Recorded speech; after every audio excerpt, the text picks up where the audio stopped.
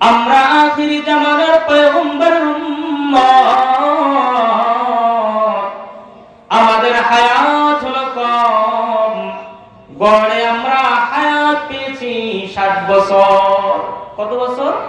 60 বছর। 60 বছরের ভিতরে অনেকে ঝইরা যায়। আর কেউ যদি হায়াত বেশি পায় 70, 80, 100 বছর, এটা বোনাস। কিন্তু যখন তার 80 বছর, 100 বছর হায়াত হয়ে যায়, তখন তার 3 মাথা একত্রিত হয়ে যায়, মানে এরকম শুকায় যায়, এই 2 হাঁটুও মাথা হয়ে যায়, মাথাও মাথা হয়ে যায়, পূজা দিয়ে যায়। ঠিক না কিনা বলেন? পয়গম্বর মুসা আলাইহিস সালাতু ওয়াস সালাম রাস্তা দিয়ে হাঁটতেছেন, একজন বৃদ্ধ মহিলা বসে বসে কান্না করতেছে। পয়গম্বর মুসা আলাইহিস সালাতু ওয়াস সালাম বলে, মা তুমি কেন কান্না করো? তোমার সমস্যাটাকে কেন কান্না করো? বৃদ্ধ মহিলা বলে, ও পয়গম্বর, আমার একজন সন্তান, আমার একজন শিশু বাচ্চা ছেলে মারা গিয়েছে, এই জন্য আমি কান্না করতেছি। পয়গম্বর মুসা আলাইহিস সালাতু ওয়াস সালাম বলে, তোমার শিশু বাচ্চার বয়স কত? বৃদ্ধা মহিলা বলে, আমার যে সন্তান মারা গিয়েছে তার বয়স হলো 400 বছর। কত বছর? 400 বছর। একজন ছেলে মারা গেছে, শিশু বাচ্চা, কোলের সন্তান, এই জন্য কান্না করতেছে। পয়গম্বর মুসা আলাইহিস সালাতু ওয়াস সালাম বলে, এ মা শোনো শোনো, এমন একটা জামানা আসবে যেই জামানায় গড়ে 60 বছর মাত্র হায়াত পাবে। তারা গড়ে 60 বছর হায়াত পাবে, তাদের তুলনায় তোমার সন্তান তো অনেক বেশি জীবিত ছিল, কান্না করো কেন? বৃদ্ধ মহিলা বলে, পয়গম্বর, যেই নবীর উম্মতেরা যেই জামানায় গড়ে 60 বছর হায়াত পাবে, তারা কিভাবে আমল করবে, তারা কখন খাবে, তারা কখন ঘুমাবে, আর তারা কখন গোসল করবে, তারা দুনিয়াতে কিভাবে জীবন যাপন করবে?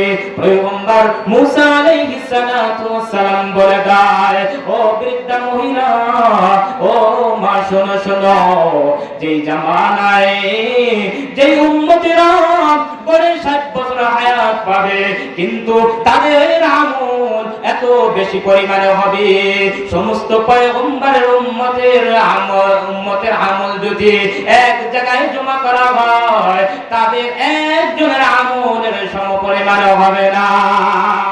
সুবহানাল্লাহ। ওরে কপাল পুরা মুসলমান, এরে আখির জামানার পয়গম্বরের উম্মত, তুমি মুসলমান, তুমি তোমার ঐতিহ্য বলে যাইতেছো। রব্বুল আলামিন তোমাকে মায়া করে, মোহাব্বত করে, পছন্দ করে এমন এক নবীর উম্মত বানাইয়া পাঠাইলো। আরে তোমাকে রব্বে কারীম মায়া করে, মোহাব্বত করে এত এত ফজিলাতপূর্ণ মাস, এত এত ফজিলাতপূর্ণ দিন, এত এত ফজিলাতপূর্ণ রাত তোমাকে দান করিল, কিন্তু কপাল পুরা মুসলমান, তুমি তোমার মর্যাদা, তুমি তোমার ঐতিহ্য বুঝলা না। আমার প্রাণের ভাইরা, আমার বন্ধুরা, রমজান মাস এমন একটা মাস, যেই মাসের ইবাদত আল্লাহ পাক রব্বুল আলামিন বলেন হাদিসে কুদসি, আস-সাওমু লি ওয়া আনা আজজি বিহি। রব্বে কারীম বলেন, রোজা হলো আমি রবের জন্য, আর এর প্রতিদান আমি আল্লাহ তাআলা নিজ হাতে দান করব। সুবহানাল্লাহ।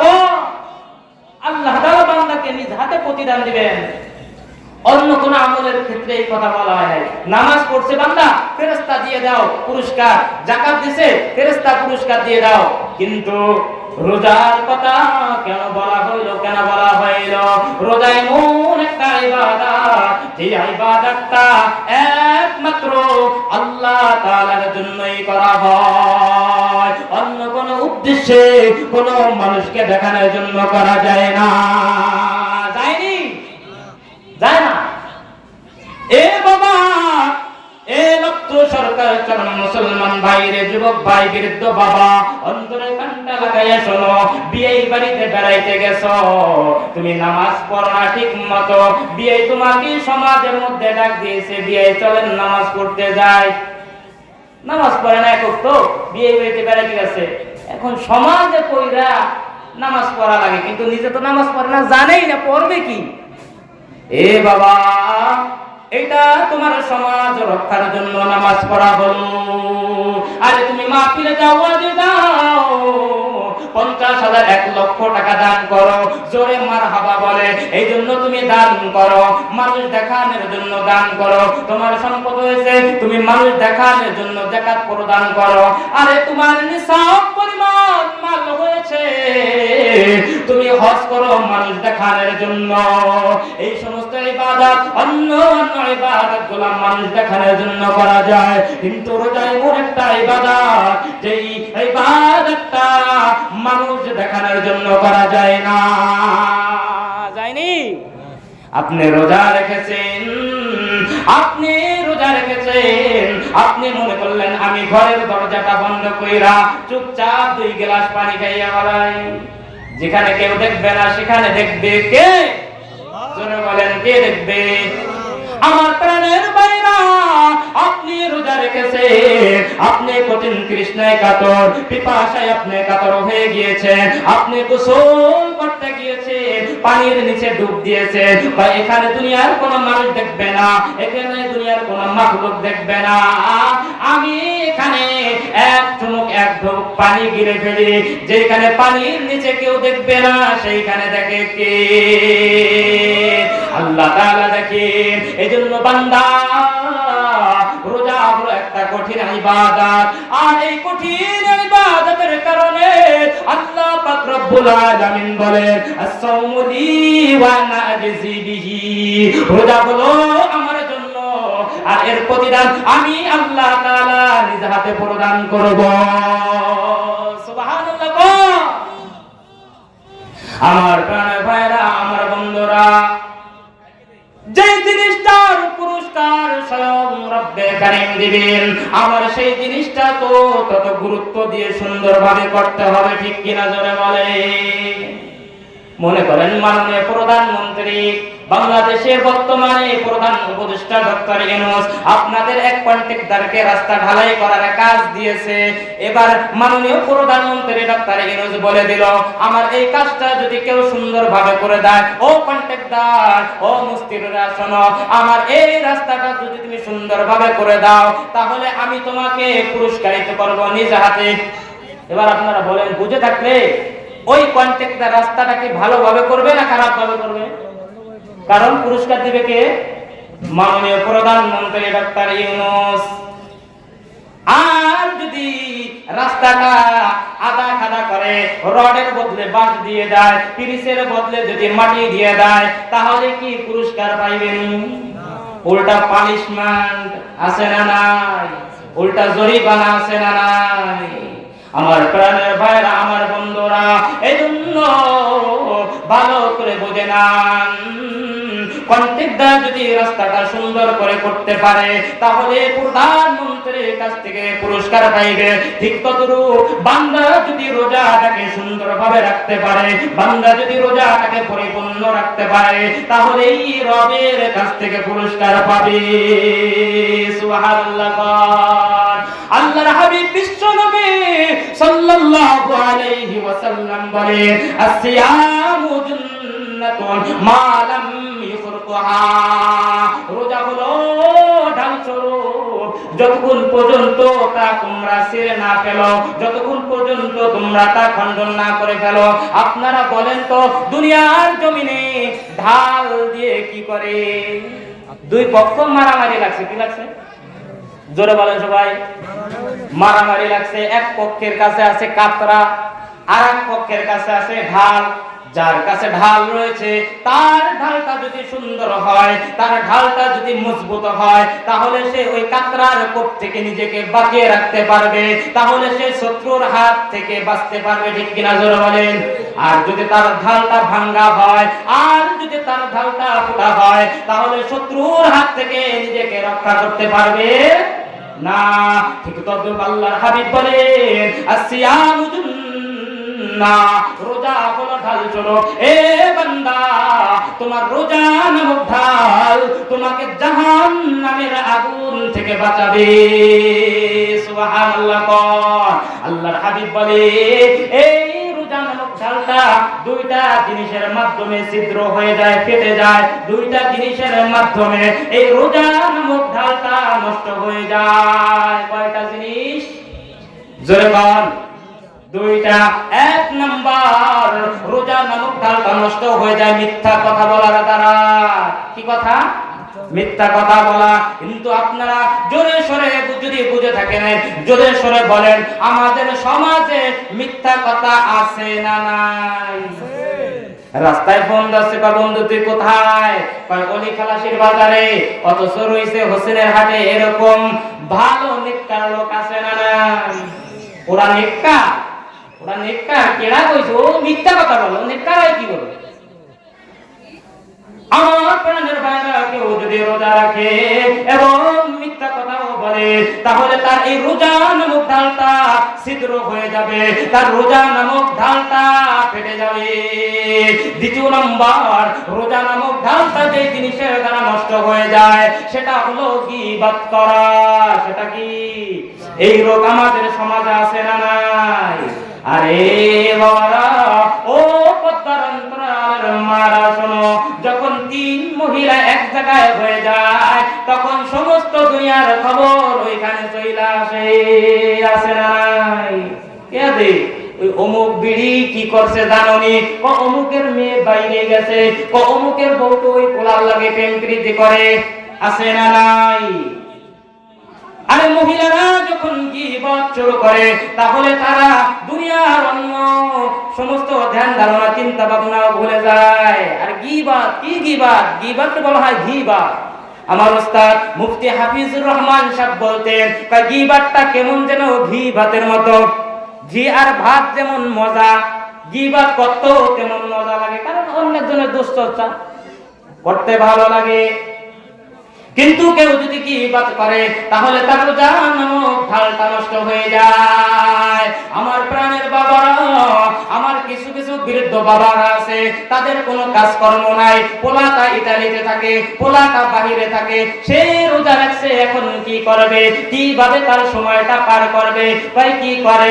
সে সকালবেলা সেহরিটা খাইয়া কোনো মতে বিছানার সাথে টুপিট লাগায় কি না লাগায় চইলা যায় চার দোকান মিনি সংসদে। আছে না নাই? এই যে গীবত করা শুরু করে, কোন হুজুর কি করলো, কোন ইমাম নামাজে কেমন সূরা পড়লো, কোথায় কিরাত তান হইলো, কম হইলো, বেশি হইলো, নিজের মধ্যে জাল খেওতিরা আলিফ বাইরায় না। অথচ জাতির কর্ণধার উলামা ইকরামের ভুল ধরায় লেগে যায়। আমার কিছু বৃদ্ধ বাবারা আছে, সমাজের কোন ছেলেটা কি করলো, কোন মেয়েটা কি করলো, আরে কোন বেটা কি করলো, এরকম গীবতের মধ্যে লেগে যায়। আমার প্রাণের ভাইরা, অন্তরে কষ্ট নিও না, মনে কষ্ট নিও না, ভালো করে শুনে নাও। তুমি যদি রোজাও রাখো এবং গীবত করো, তোমার এই রোজা তোমাকে জাহান্নামের আগুন থেকে রক্ষা করতে পারবে না। পারবেনি? এই জন্য আমার ভাইয়েরা, যেহেতু রোজা আসতেছে, খুব গুরুত্বপূর্ণ আলোচনা, অন্তরে কান দিয়ে শুনেন। আপনি রোজা রাখবেন, রোজাটা রোজার মতো করে রাখবেন। রোজাটা যদি রোজার মতো করে রাখতে পারেন, তাহলে এই রোজা আপনাকে জাহান্নামের আগুন থেকে মুক্তি দিবে। রোজাটা কেমনে রাখতে হবে? আল্লাহর হাবিব বিশ্ব নবী সাল্লাল্লাহু আলাইহি ওয়াসাল্লাম বলে দেয়, তোমার কয়েকটা জিনিসকে হেফাজত করতে হবে। তুমি যদি কয়েকটা জিনিস মেনটেন কইরা চলতে পারো, তাহলে তোমার রোজাটা কামিয়াব হবে। তোমার ওই রোজা দ্বারা তুমি সফলতা অর্জন করতে পারবা। এক নাম্বার, তুমি রোজা রেখে তোমার চক্ষুকে হেফাজত করবা। এক নাম্বার কি হেফাজত করতে হবে? জোরে বলেন কি হেফাজত করতে হবে? এক নম্বর বান্দা, তোমার চক্ষুকে হেফাজত করতে হবে। ওই চক্ষুকে কিভাবে হেফাজত করব? ওই বান্দা শুনে নাও, তুমি রোজা রাখলা, কয় কিভাবে এত বড় দিন, চৈত্র মাসের দিন, বৈশাখ মাসের দিন কিভাবে সময় পার করব? রোজাটা রাইখা সুন্দর একটা নাটক টিভিটা চালাইয়া যায়, সুন্দর একটা মুভির সামনে বৈশা যায়। এ বান্দা, তুমি রোজা রাখলা, হিন্দি গান, ইংলিশ মুভি, তুমি সিরিয়াল দেখলা, নাটক দেখলা, অশ্লীল ফাহিশা জিনিস দেখলা, ল্যাংটা ছবি দেখলা, তুমি নায়িকাদের দেখলা, পর পুরুষ বেগানা নারীদেরকে দেখলা, তাহলে তোমার চক্ষুকে হেফাজত করা হলো না। আর যদি তুমি এইভাবে চলতে থাকো, তাহলে তোমার এই রোজা কোনো কার্যকর রোজা হবে না। তুমি সারাদিন না খেয়ে অনাহারি থাকবা, তুমি নিজে নিজে কষ্ট করবা, কিন্তু তোমার এই রোজা কোনো কাজের রোজা হবে না। আমার প্রাণের ভাইরা, রোজা রাখছেন ঠিক আছে, চক্ষুকে হেফাজত করতে হবে। আপনার মাহরাম যে মহিলাগুলো আছে তাদের সাথে শুধু সাক্ষাৎ করবেন, কোন বেগানা নারীর সাথে সাক্ষাৎ করতে পারবেন না। ও কলিজার টুকরা মুসলমান ভাই, আজকে সমাজে দেখা যায় পর্দা নামক জিনিসটা নাই। সমাজের মধ্যে যদি পর্দার কথা বলা হয়, হুজুরদের পিছে লাগা যায়। আল্লাহর কোরআনের উপরও সত্যরূপ করতেও দ্বিধাবোধ করে না, নবীর হাদিসের উপরও সত্যরূপ করতে দ্বিধাবোধ লাগে না, দ্বিধাবোধ করে না। আমি ওই সমস্ত টাকলা বুদ্ধিজীবীদেরকে বলতে যাই, ও বুদ্ধিজীবীরা, তোমার ক্ষমতা যদি এতই থাইকা থাকে, তোমার পাওয়ার যদি এতই থাকে, তুমি পর্দার বিধানকে রহিত করতে চাও, তাহলে পারলে তোমার বাবার ক্ষমতা থাকলে আল্লাহর কোরআন থেকে একটা আয়াত মুইসা দেখাও। পর্দার বিধান কোরআনে আছে না নাই?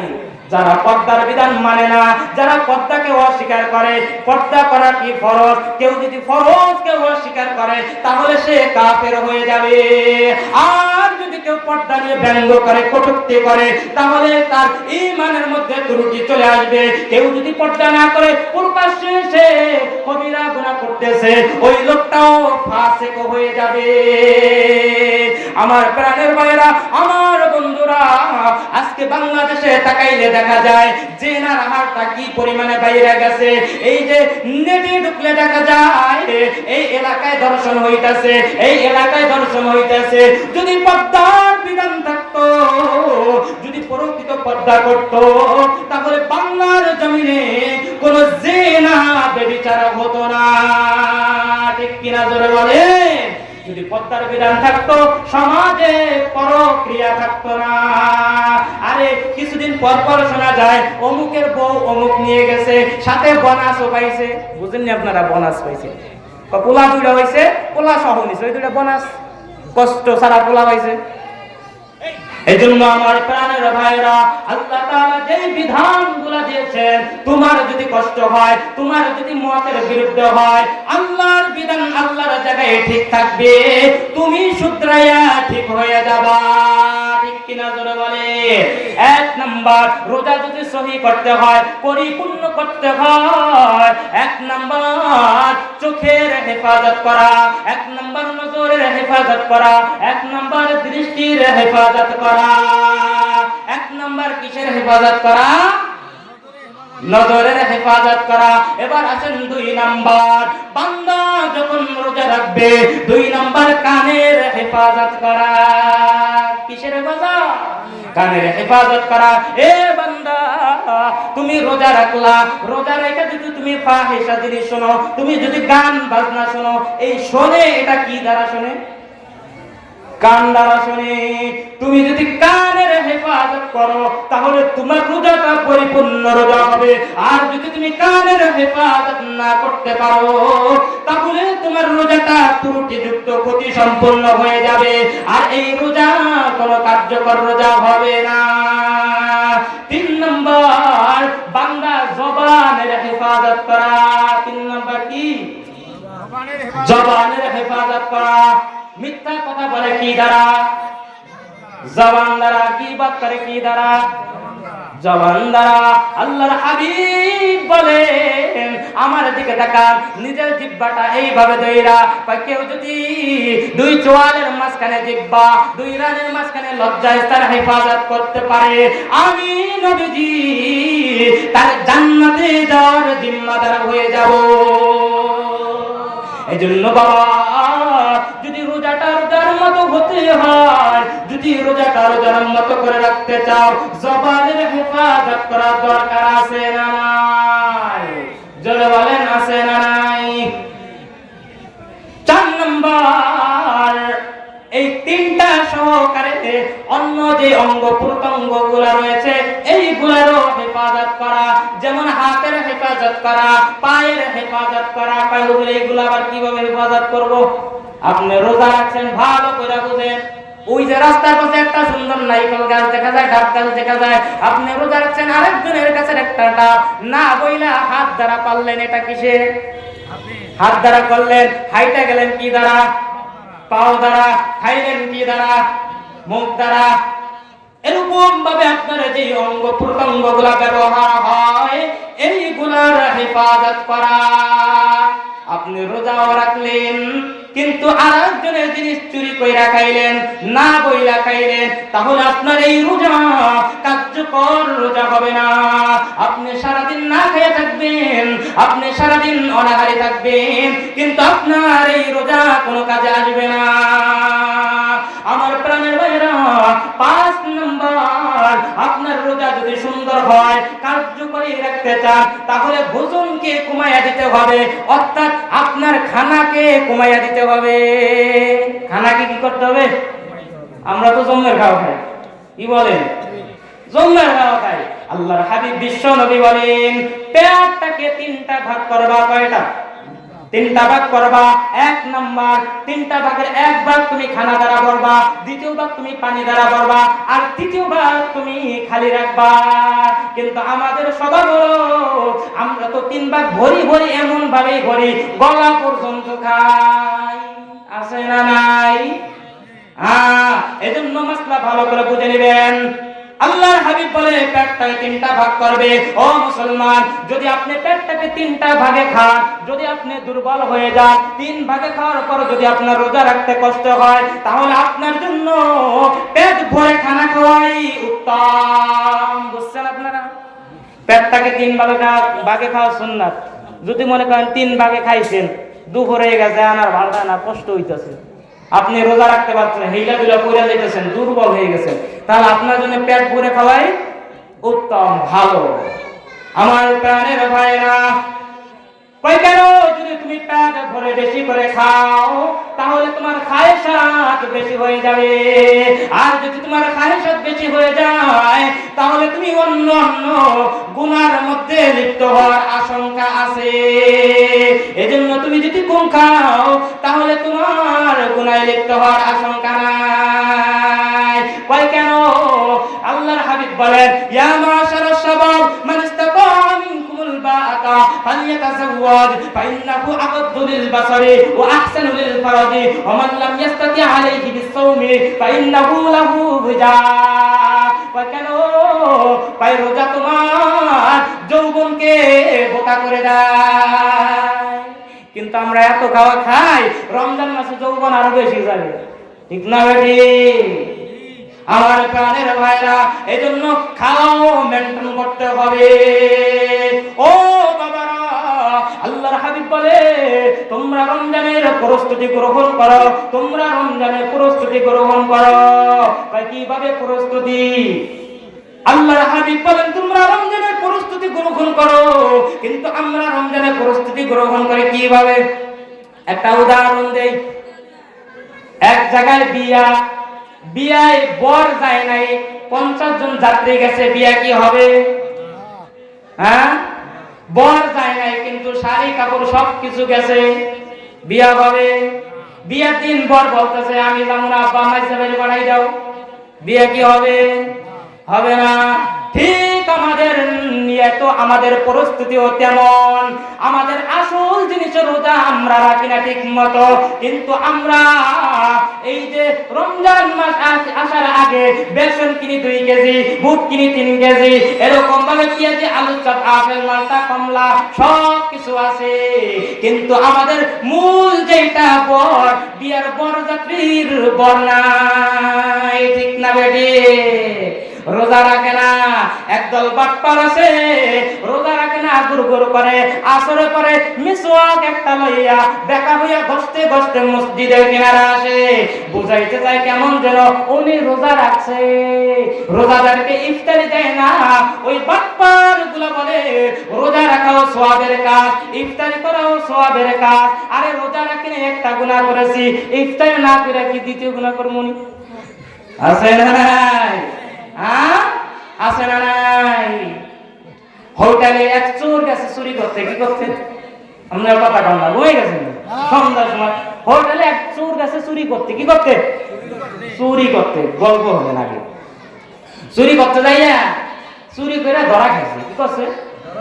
ধরা খাইছে। ধরা খাওয়ার পর সবাই ধরে উত্তম মাধ্যম সুন্দরভাবে বানাইছে।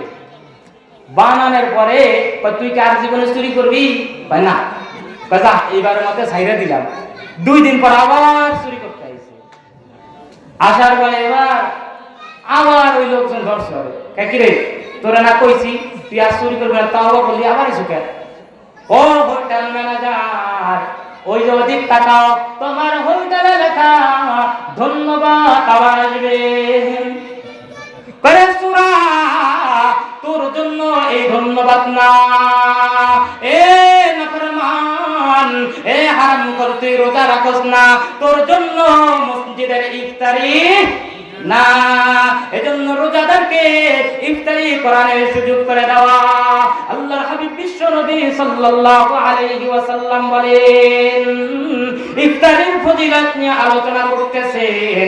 কোন বান্দা যদি একজন রোজাদারকে ইফতারি করায়, কোন বান্দা যদি একজন রোজাদারকে ইফতারি করায়, আল্লাহ পাক রব্বুল আলামিন ওই বান্দার আমলনামায় একটা কবুল রোজার সওয়াব দান করবে। কিন্তু যেই বান্দা রোজা রাখছে তার রোজার মধ্যে সওয়াবে কোনো কমতি হবে না, একটা কবুল রোজার সওয়াব দান করবে। এবার আপনারা এখানে যারা আছেন সবাই বলেন তো, আপনারা এই যে অনেকের বয়স তো 60 বছর, 70 বছর, 50 বছর লোক এখানে আছেন, আপনারা বলেন তো এত বছর রোজা রাখছেন, কার একটা রোজা জীবনে কবুল হয়েছে? হ্যাঁ হ্যাঁ, কেউ নেই, কেউ গ্যারান্টি দিয়ে বলতে পারবে না। অথচ আল্লাহর হাবিব বলেন, কেউ যদি একজন রোজাদারকে ইফতারি করায় তাহলে তার আমলনামায় আল্লাহ তাআলা একটা কবুল রোজার সওয়াব দান করে দেয়। সাহাবায়ে ইকরাম রাদিয়াল্লাহু তাআলা আনহু বলেন, ইয়া রাসূলুল্লাহ, ইয়া হাবিবাল্লাহ, ওগো নবীজি, আমরা তো গরিব মানুষ, আমরা কিভাবে ইফতার করাবো?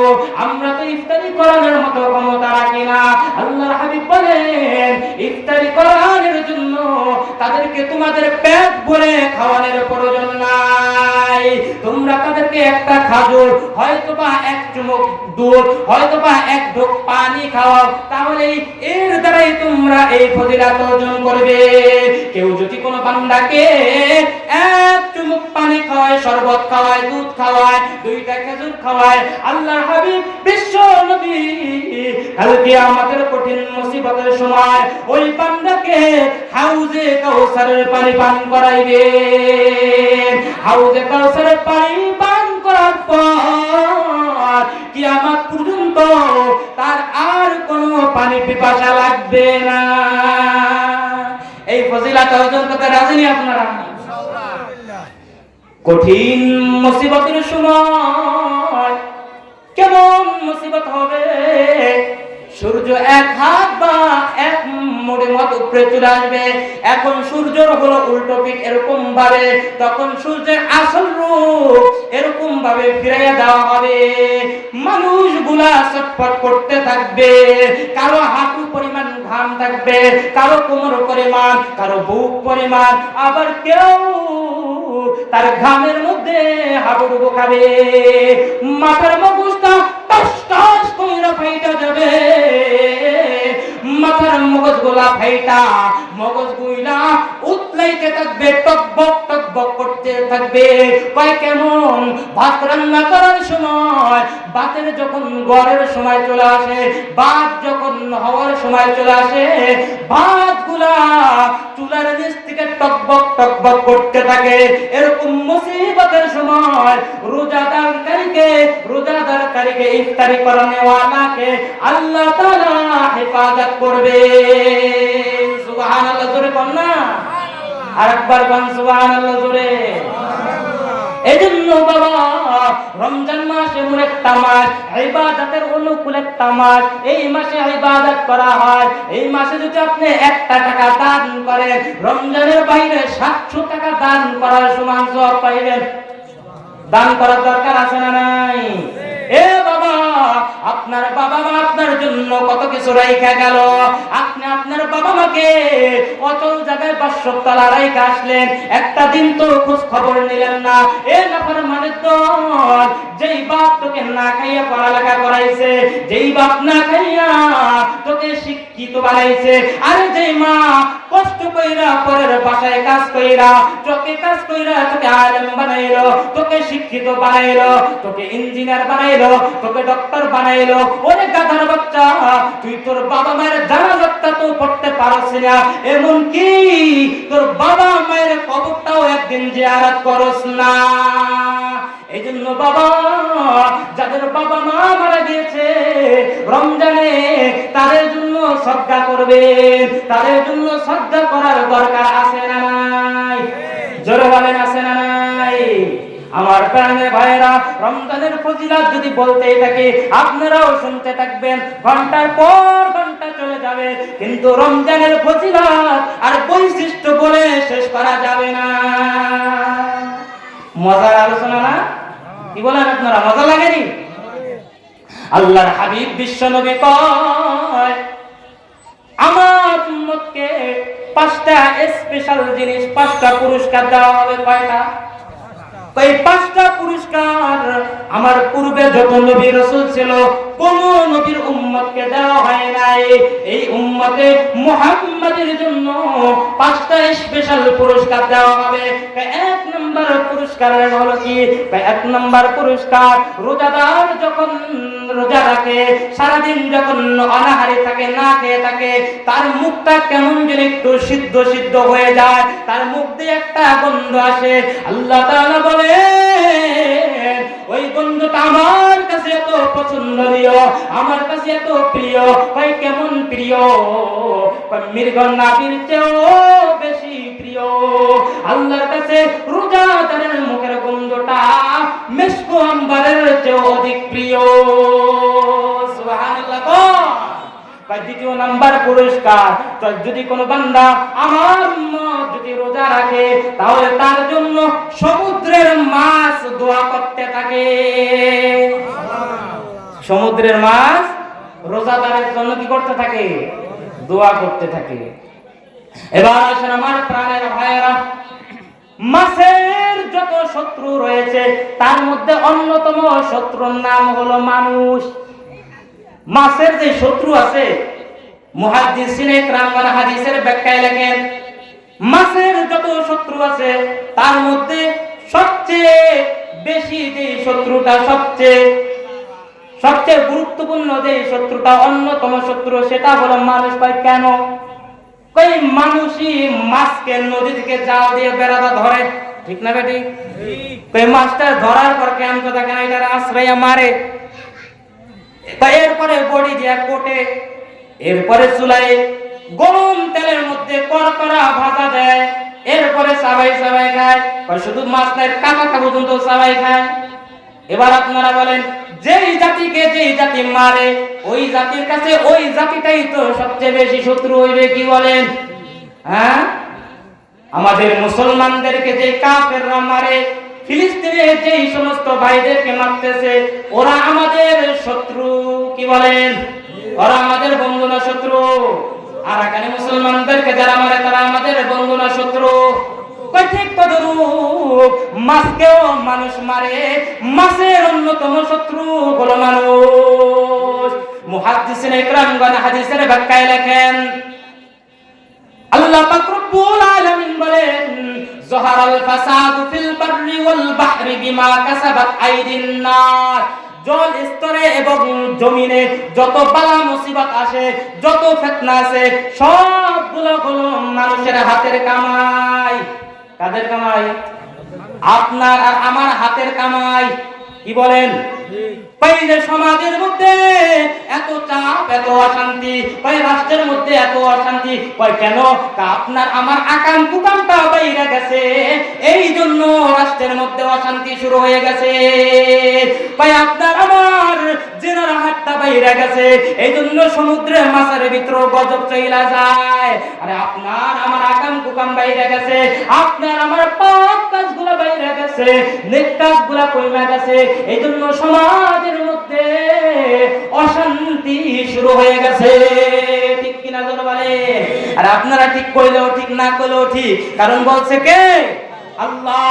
যাহারাল ফাসাদু ফিল বাররি ওয়াল বাহরি বিমা কাসাবাত আইদিন নাস। মানুষের সবচেয়ে বড় শত্রু হলো মানুষ। এরপরও কেন মানুষের জন্য দোয়া করে? এই জন্য দোয়া করে, মানুষ যদি পাপ কাজ করে, মানুষ যদি রোজা না রাখে, তাহলে মাছের ক্যান্সার হয়, মাছের পচনি ধইরা যায়, মাছের ঘা হয়। আর যদি মানুষ রোজা রাখে, তাহলে জল স্তরে পানির মধ্যেও আল্লাহর রহমত থাকে। এই জন্য মাছ দোয়া করে, আল্লাহ তোমার বান্দা রোজা রেখেছে, তুমি তোমার বান্দার জীবনের গুনাহগুলোকে মাফ করে দাও। দেখেন, আমাদের শত্রু হয়েও আমাদের জন্য দোয়া করে। তৃতীয় নম্বর পুরস্কার এই উম্মতকে দান করা হবে, সেটা পূর্ববর্তী কোন নবীর উম্মতকে দান করা হয় নাই। তৃতীয় নম্বর পুরস্কার কি? এই উম্মতে যে ব্যক্তি রোজা রাখবে, তার জন্য জান্নাতকে প্রতিদিন সাজানো হবে। সুবহানাল্লাহ। কন্যা এ বাবা, বাসর রাত্রে ঘরটা প্রথমে সাজানো হয়, ওই দিন আনন্দ কম হয় না বেশি হয়? প্রতিদিন যদি ঘর সাজানো হয়, আনন্দ কমবে না বাড়বে? বাড়বে। এক রাত্র শুধু বাসর ঘরটা সাজায়, কি আনন্দ! কিন্তু জান্নাত রোজাদারের জন্য প্রতিদিন প্রতি রাত্র সাজানো হয়। সুবহানাল্লাহ। কোন এই নবীর উম্মত কেমন দামি, জান্নাতকে তার জন্য প্রতিদিন সাজানো হয়। আল্লাহ পাক রব্বুল আলামিন এই নবীর উম্মতদেরকে জান্নাত দান করবেন। জান্নাতের মধ্যে আল্লাহ তাআলা একটা মাহফিলের আয়োজন করবেন, একটা সভার আয়োজন করবে। ওই সভার মধ্যে বিশেষ অতিথি থাকবে, সভাপতি থাকবে এবং প্রধান অতিথি থাকবে। ওই দিন সভাপতির দায়িত্ব পালন করবেন আমার আল্লাহ, প্রধান অতিথির দায়িত্ব পালন করবে মায়ার নবী মুহাম্মদ আরবি সাল্লাল্লাহু আলাইহি ওয়াসাল্লাম। বিশেষ অতিথি থাকবে হযরতে দাউদ আলাইহিস সালাম। সুবহানাল্লাহ। জান্নাতের মধ্যে একটা সভা কায়েম করবে, যারা ঠিক মতো দুনিয়াতে রমজান মাসের রোজা রেখেছে, যারা ঠিক মতো তারাবি নামাজ আদায় করেছে, যারা ঠিক মতো রমজানের বাইরে নামাজ কালাম পড়েছে, নেক আমল করেছে, ওই সমস্ত নেককার বান্দাদেরকে নিয়া, ওই সমস্ত জান্নাতি বান্দাদেরকে নিয়া আল্লাহ তাআলা একটা সভা কায়েম করবেন। ওই সভার মধ্যে বিশেষ অতিথি থাকবে হযরতে দাউদ আলাইহিস সালাম। দাউদ আলাইহিস সালামের সম্পর্কে আপনারা কম বেশি জানেন। দাউদ পয়গম্বরের উপর নাজিল হয়েছিল জাবুর কিতাব। কি কিতাব? জাবুর কিতাব। আল্লাহ তাআলা পয়গম্বর দাউদ আলাইহিস সালামকে এত সুন্দর কণ্ঠ দান করেছিলেন। পয়গম্বর দাউদ যখন জাবুর কিতাব তিলাওয়াত করতেন, যখন জাবুর কিতাব পড়তেন, সমুদ্রের মাছগুলা কাঞ্চাটা আলগায়া আলগায়া দাউদ পয়গম্বরের তেলাওয়াত শুনতেন। সুবহানাল্লাহ। শুধু তাই নয়, মাছগুলা কিনারে চাইপা যাইতেন। আর তাই শুধু তাই নয়, গাছপালাগুলা হেইলা নত হয়ে যাইত দাউদ পয়গম্বরের তেলাওয়াত শোনার জন্য। আকাশের পাখিগুলা স্থির হয়ে যাইত পয়গম্বর দাউদের তেলাওয়াত শোনার জন্য। কেমন কণ্ঠ দান করেছিলেন পয়গম্বর দাউদ আলাইহিস সালাতু ওয়াস সালামকে আল্লাহ তাআলা বিশেষ অতিথি পয়গম্বর দাউদকে বলবেন, ও পয়গম্বর, তুমি এবার তোমার কিতাব থেকে তিলাওয়াত করো, কুরআন থেকে তিলাওয়াত করো। পয়গম্বর দাউদ আলাইহিস সালাতু ওয়াস সালাম তার সুরলিত কণ্ঠে সূরা তাহা তিলাওয়াত করবেন। সুবহানাল্লাহ। যারা রমজান প্রেমিক, যারা কোরআন প্রেমিক, যারা কোরআন তিলাওয়াত করে, যারা রমজান প্রেমিক রোজা রাখে, ওই সমস্ত নেককার বান্দাগুলা এই দাউদ পয়গম্বরের কোরআন তিলাওয়াত শুনা 10,000 বছর পর্যন্ত জিমটি ধরে বসে থাকবে। জিমটি ধরে কত বছর? 10,000 বছর বসে থাকবে। ওই যারা বিড়ি খায়, যখন শেষ হয়ে যায় দেখবেন লাস্টে একটা কঠিন সুকটান দেয়, বা নিশা শেষ হয়ে যাবে। বিড়ি খাওয়ার কোরআনের সুকটান কি এক নি? হ্যাঁ আমার বাবারা, যখন সূরার শেষ আয়াত দাউদ পয়গম্বর টান দিবেন, নেককার বান্দারা 10,000 বছর পর্যন্ত জিন্দি ধরে বসে থাকবেন। আবার যখন তারা বসে আসবেন, তখন সবাই বলবে, ও আল্লাহ, এত সুন্দর তেলাওয়াত, এত সুন্দর কণ্ঠ, এত সুন্দর মধুর বাণী। আল্লাহ পাক রব্বুল আলামিন বলে, এ আমার বান্দারা, শোনো শোনো শোনো, যেই পয়গম্বরের উপর কোরআন নাজিল করেছিলাম, আরে দাউদ পয়গম্বর, তাকে তো জাবুর দেওয়া হয়েছিল, তার কণ্ঠে যদি কোরআন এত সুন্দর হয়, যেই পয়গম্বরের উপর কোরআন নাজিল করা হয়েছিল, তার তেলাওয়াত কেমন হতে পারে বলো? তার তেলাওয়াত কি তোমরা শুনতে যাও? সবাই নেককার বান্দারা বলবে, হ্যাঁ আল্লাহ, অবশ্যই আমরা তার তেলাওয়াত শুনতে চাই, তাকে দেখতে চাই। এবার মায়ার নবী সূরা ইয়াসিন তেলাওয়াত শুরু করবেন। সুবহানাল্লাযী আসরা, মায়ার নবী সূরা ইয়াসিন তেলাওয়াত করবেন। সূরা ইয়াসিন 1 আয়াত 2 আয়াত এরকম পড়তে পড়তে শেষ আয়াত পর্যন্ত যখন চলে যাবেন, ফাসুবহানাল্লাযী বিয়াদিহি মালাকুতু কুল্লি শাইইন ওয়া ইলাইহি তুরজাউন, এই আয়াত ধরে যখন টান দিবেন, আবার সমস্ত লোকজন একটা জিনতির মধ্যে চলে যাবে। এক জিনতিতে এক সুখে 50,000 বছর চলে যাবে। জোরে কান্না সুবহানাল্লাহ। মায়ার নবী তিলাওয়াত করবে, 50,000 বছর পর সবাই আবার বসে আসবে। খুশি আয়েশা বলবে, আল্লাহ, এত সুন্দর তেলাওয়াত, এত সুন্দর তেলাওয়াত, এর উপরে আর কোনো তেলাওয়াত হইতে পারে না। এবার আল্লাহ তাআলা বলবে, এ বান্দারা, তোমরা কি এর চেয়েও মধুর তেলাওয়াত কি শুনতে চাওনি? কয় আল্লাহ, এর চেয়েও কি মধুর তেলাওয়াত হতে পারে? কয় হ্যাঁ। কয় যেই নবীর উপর কোরআন নাজিল করা হয়েছে, সেই নবীর তেলাওয়াত যদি এত মজার হয়, যে আল্লাহর কালাম, তার তেলাওয়াত কেমন মজা হবে।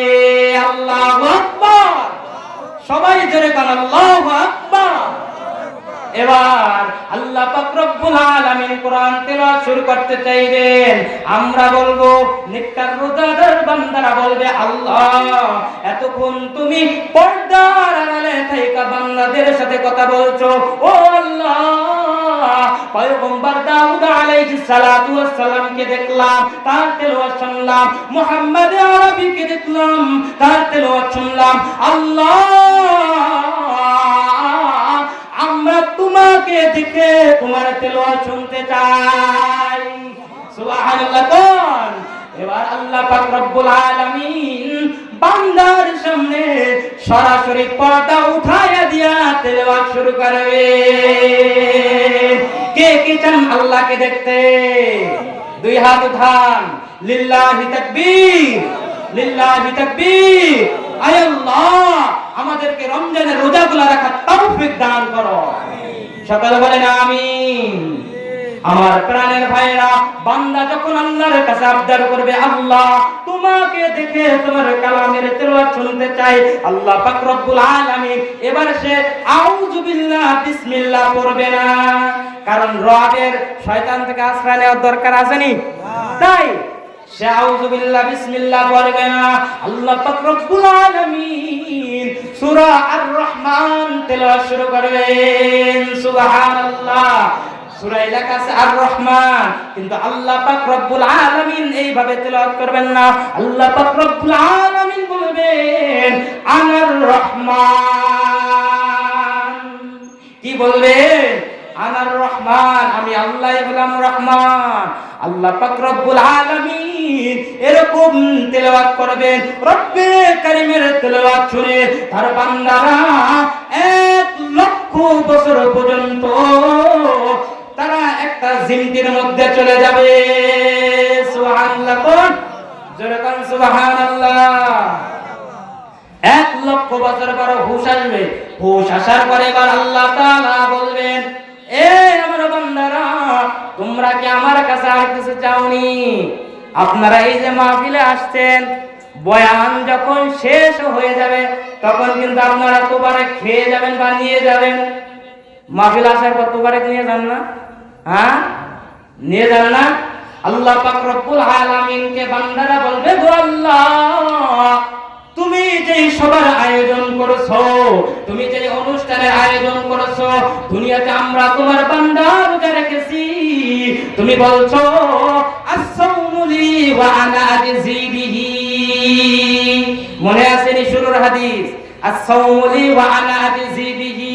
আল্লাহ কয় হাদিসে কুদসি, রোজা হলো আমার জন্য আর এর প্রতিদান আমি আল্লাহ তাআলা নিজ হাতে দান করব।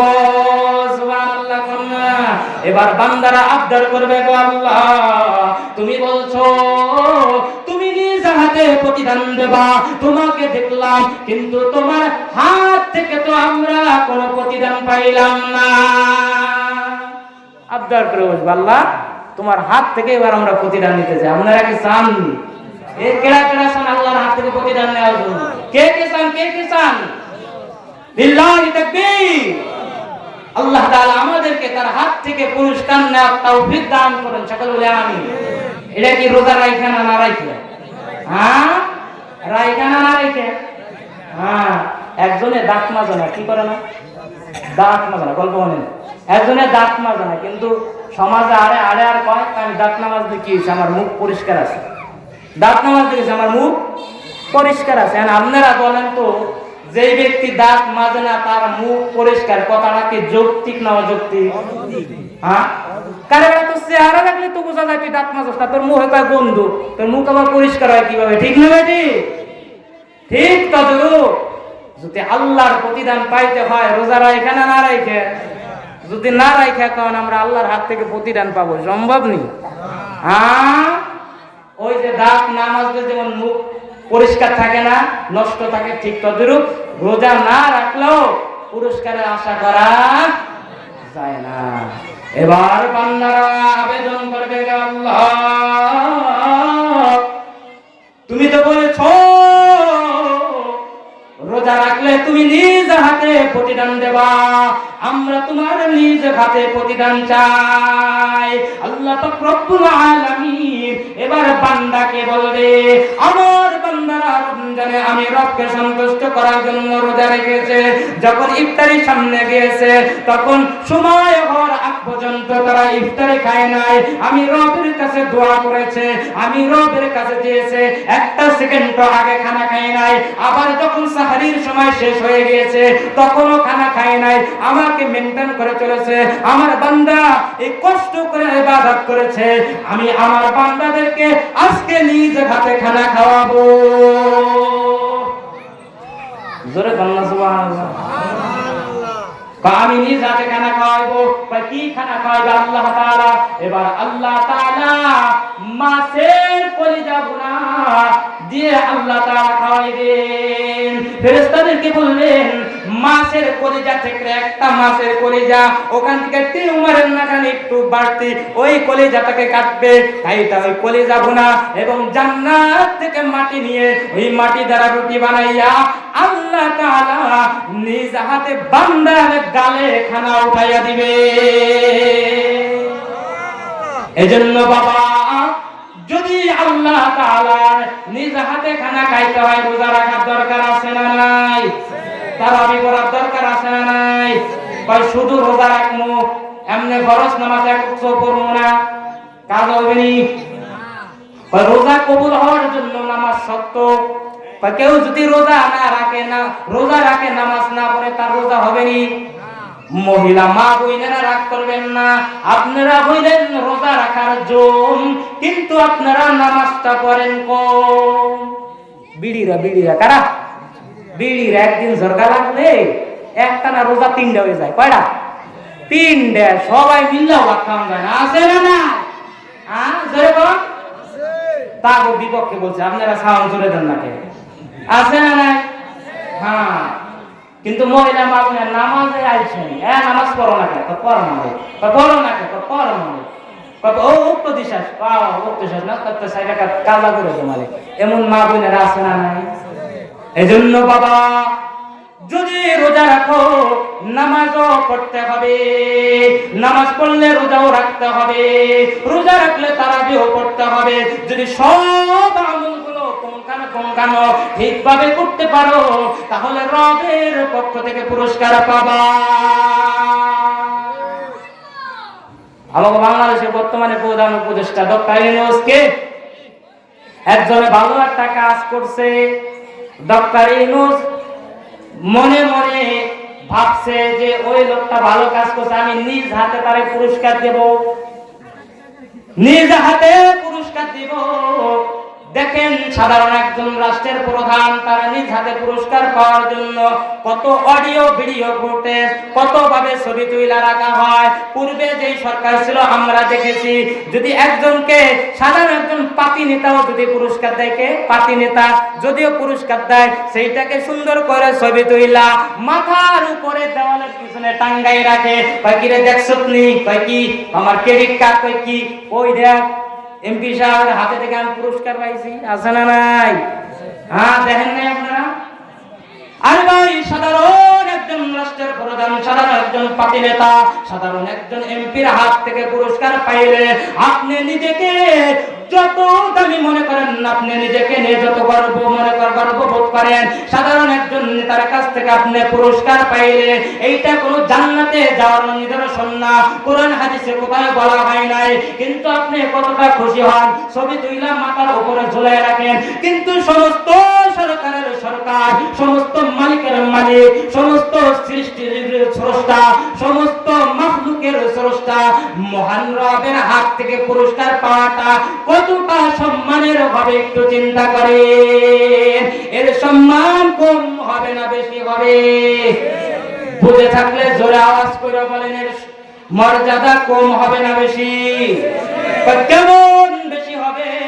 যেই ব্যক্তি আল্লাহর হাতে খানা খাইবে, যেই ব্যক্তি আমলনামা ডান হাতে পাইয়া যাইবে, তার আখিরাতে আর কোনো চিন্তা থাকবে না, তার কোনো পেরেশানি থাকবে না। এজন্য ভাই, আখিরাতে যদি আল্লাহর সাক্ষাৎ পাইতে হয়, আপনার জান্নাতটাকে যদি সাজাইতে চান, তাহলে রোজা রাখার নামাজ পড়ার, তারাবি নামাজ পড়ার দরকার আছে না নাই? এই জন্য নামাজ পড়তে হবে, তারাবি পড়তে হবে, রোজাও রাখতে হবে, মিথ্যা কথা ছাড়তে হবে, গীবত ছাড়তে হবে, চোখের হেফাজত করতে হবে, কানের হেফাজত করতে হবে, জবানের হেফাজত করতে হবে, লজ্জাস্থানের হেফাজত করতে হবে, মিথ্যা কথা ছাড়তে হবে। যদি এইগুলা ছাড়তে পারেন, তাহলে আপনার রোজাটা পরিপূর্ণ হবে। কয় নাম্বার বলতেছিলাম? 3 নাম্বার, জান্নাত আপনার জন্য সুসজ্জিত করা হবে। 4 নাম্বার, আল্লাহ তাআলা যেই পুরস্কারটা দান করবেন অন্য কোন নবীর উম্মতকে দান করে নাই। 4 নাম্বার পুরস্কারটা হলো এই 30 দিন রমজান মাসে বিতাড়িত শয়তানকে তালাবদ্ধ করে রাখা হবে, শিকল দ্বারা আটকাইয়া রাখা হবে। 5-10 মিনিট হবে না? শেষ পর্যন্ত তো আগে বলতেছি, বলে না আইবে না, বলবে না।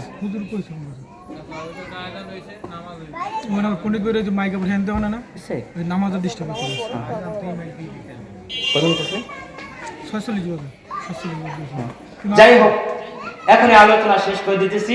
কয় নাম্বার পুরস্কারের কথা বললাম? 4 নাম্বার বিতাড়িত শয়তানকে বাইরে রাখা হবে, কারণ অন্য মাসে যে পাপ কাজগুলো বেশি বেশি করে এই মাসে করতে পারে না, এই রোজা না রাখলে টুপি মাথাটা করে আছে না, বিতাড়িত শয়তানকে বাইরে রাখা হবে। 5 নাম্বার পুরস্কার, আল্লাহ তাআলা তার জীবনের সব গুনাহ খাতাগুলোকে মাফ করে দিবে। সুবহানাল্লাহ। সাহাবা একরাম জিজ্ঞেস করলেন, ইয়া রাসূলুল্লাহ, এই যে জীবনে গুনাহ খাতাগুলো যে মাফ করা হবে, এটা কি সবে কদরে রাখি? নবীজি বললেন না।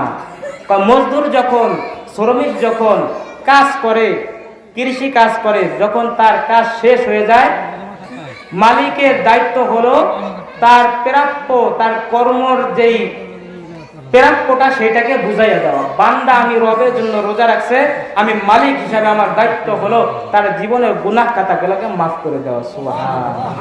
এজন্য আল্লাহ তাআলা জীবনের গুনাহ খাতাগুলোকে মাফ করে দিবেন।